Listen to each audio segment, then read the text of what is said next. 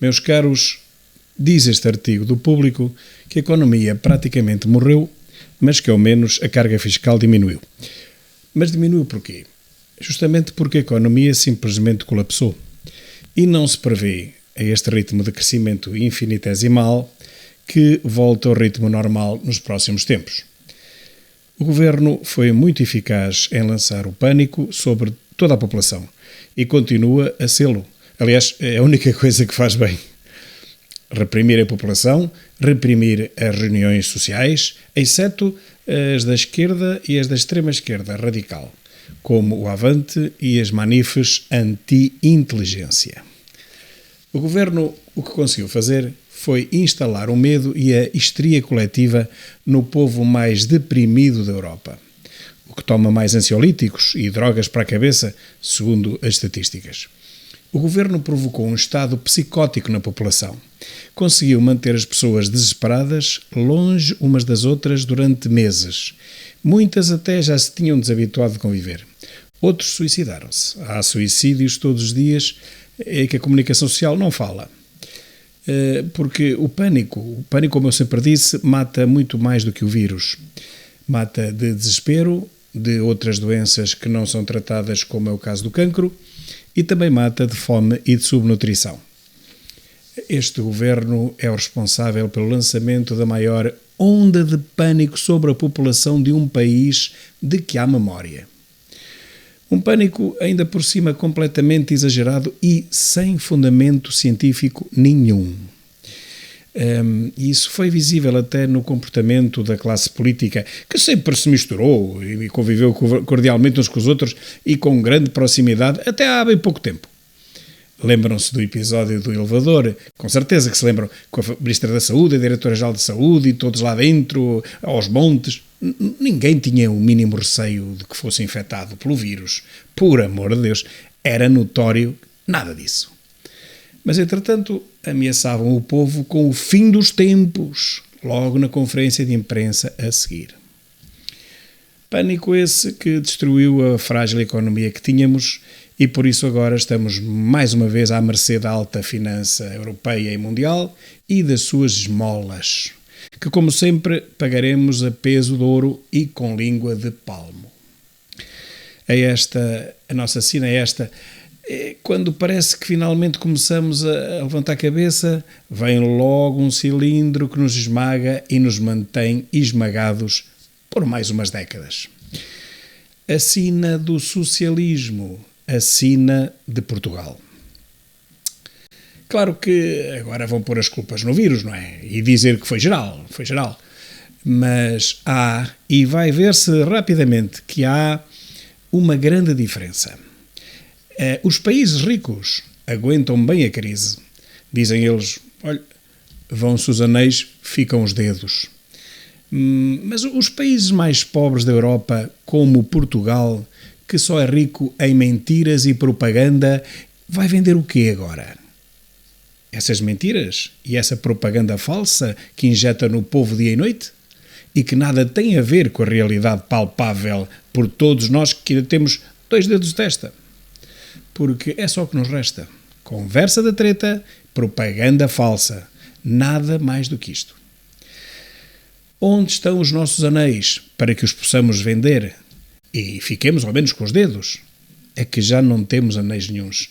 Nem de PXBEC, nada. Já foram todos vendidos com a EDP, com a REN, com a TAP. Só nos resta a estupidez, muita estupidez ministrada em doses industriais 24 sobre 24 horas pela comunicação social, capturada pela esquerdopatia anacrónica que deve mais de 40 anos à cova. Pelas televisões que receberam agora 7 milhões antecipadamente para manter o regime da mentira e da propaganda falsa sobre o povo mais distraído e menos interessado no seu futuro que existe na Europa, o povo português. O que é que funciona bem em Portugal neste momento? Digam-me. Nada. Nem saúde, que está voltada a 100% para o vírus, completamente de costas para todas as restantes doenças essas é que estão a matar portugueses há centenas por dia mesmo, e muito mais do que a média esperada. Nem a educação, com as escolas fechadas e uma farsa a que pomposamente chamam o ensino à distância, que vale zero. E nem a justiça, que ainda nem sequer abriu as portas porque não há condições de segurança nos edifícios. Mas vemos alguém a protestar e a exigir a sua vida de volta? Não vemos. Vemos, sim, centenas de jovens incultos e alienados pelo berloque da canhota a protestar contra a polícia americana. Não vemos nenhum deles a procurar emprego. Vemo-los a pintar estátuas. E continuam a viver sustentados pelos pais, até aos 30, 40, e pelos vistos, olha, até os pais morrerem. Até os pais morrerem serão estes que o sustentarão.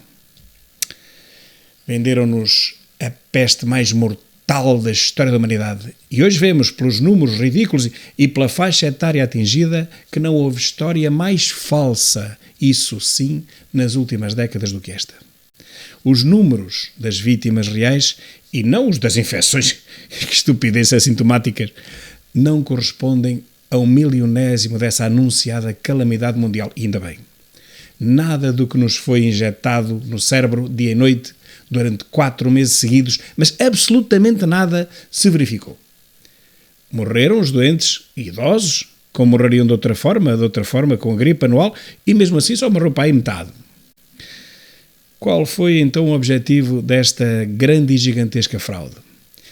Um teste global à obediência cega das populações? A destituição de Trump, Bolsonaro e Johnson? A venda de trilhões por ano em vacinas? O início de uma nova ordem mundial sem liberdade nenhuma para as populações? Talvez um pouco de tudo, mas em breve o saberemos. Voltemos ao nosso país. Uma coisa é certa. Quem é rico aguenta bem a falta de trabalho. 3, 4, 6 meses, 1 ano, não há problema. E quem é pobre e está permanentemente à espera do seu salário no fim do mês? Como aguenta vários meses sem receber? Ou mesmo recebendo 2/3 do seu salário? E a nossa frágil e pobre economia, que mesmo a trabalhar a 100% dava prejuízo, como aguentará agora com 6 meses de trabalho a 50% ou menos? Meus caros, a resposta é esta: não aguenta. E foi isso o que já viu Marcelo no seu discurso patético, mais um, o do 10 de junho. Mas antes dele, viu Centeno, que se pôs a andar na primeira oportunidade. E até já queria ter saído em abril, se recordam, naquele episódio dos 850 milhões dados a um novo banco, sem Costa aparentemente disso saber. Nessa altura foi-lhe prometido o Banco de Portugal, para se calar, não é? Hoje já nem isso é certo. Mas também é o que menos nos deve importar é o futuro de Centeno. O que nos deve importar a nós, portugueses, é o futuro nosso e o dos nossos filhos, que estes tipos, mais uma vez, comprometeram. Um futuro que se apresenta negro como o breu, e tudo por causa do exagero e do pânico a que este governo submeteu os portugueses.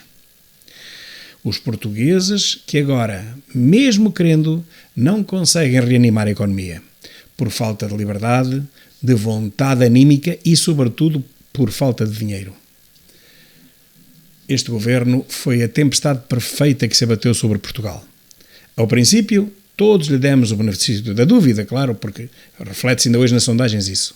Mas neste momento é claro e notório, e não restam dúvidas a quem tenha acompanhado este epifenómeno, que a sua atuação foi extremamente negativa, dada a fraca severidade do vírus que nos infectou e as medidas draconianas completamente absurdas e até antagónicas que se foram tomando ao longo do tempo e das quais dou apenas, um exemplo, a farsa das máscaras, que durante meses eram muito prejudiciais à saúde, porque conferiam uma falsa sensação de segurança, lembram-se do que repetia Graça Freitas?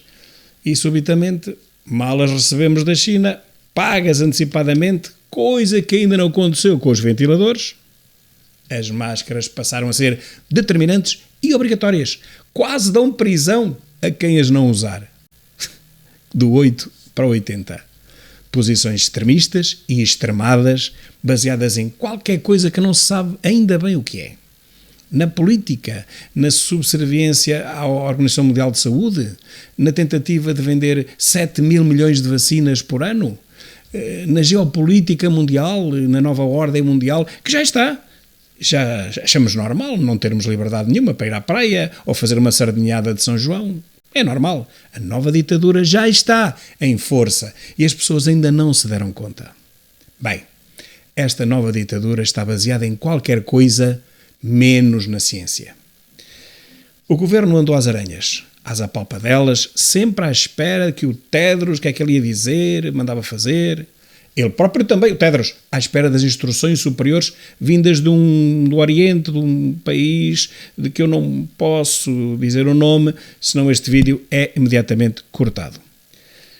É esta a atual democracia e a liberdade de expressão. Estamos mesmo quase ao nível do tempo do Estado Novo, meus caros. E aqui chegamos. Centeno, Ronaldo Coxo das Finanças, foi tratado a sua vidinha. Costa está embasbacado, só agora começa a perceber que as sondagens vão cair a pique à medida que o tempo, a fome e o desespero dos portugueses forem aumentando. E Marcelo? Marcelo agora sem nenhuma vontade de tirar selfies com ninguém, cá anda a espernear, tentando sobrevivente politicamente às críticas dos jornais e das TVs compradas por Costa. Mas há uma coisa a que ele não sobreviverá, é o escrutínio dos portugueses. Pois, a cada semana que passar, e ele sabe isso, ele sabe bem, Marcelo cairá nas sondagens à medida que a verdade for sendo revelada e vivida por todos nós. À medida que o turismo não avançar, que as empresas continuarem a falir e os trabalhadores continuarem a ir para o desemprego. Marcelo não resistirá ao seu teste do princípio do ano que vem. Por mais cambalhotas e mergulhos que dê e por mais catavento que o seja, porque já não engana ninguém. Este novo Américo Tomás, este novo corta-fitas, que nem isso consegue fazer. E cortar fitas. E porquê? Porque Costa não faz obra para ser inaugurada. Costa gastou tudo mesmo naquela coisa e vinho verde.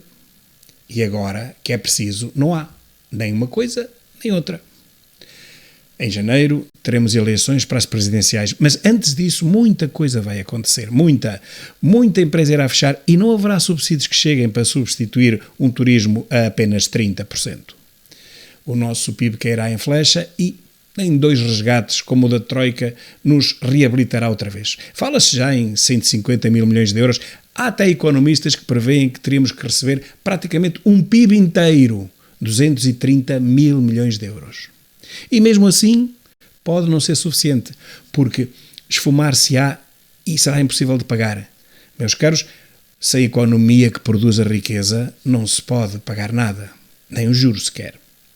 E é isto, Portugal, neste momento, meus caros, um autêntico caos, um labirinto, em que Costa e Marcelo nos meteram e do qual ninguém nos sabe fazer sair. Espero que a tradicional sabedoria popular portuguesa possa ela própria tirar-nos disto e regressarmos à vida normal. Porque da cabeça destes 3 políticos, que são as 3 principais figuras do Estado, já todos percebemos que não há uma pequena ideia de como voltar a pôr este país em marcha. Novamente. Gostou do que viu? Então faça subscrever e ative o sininho para receber as notificações dos novos vídeos do canal.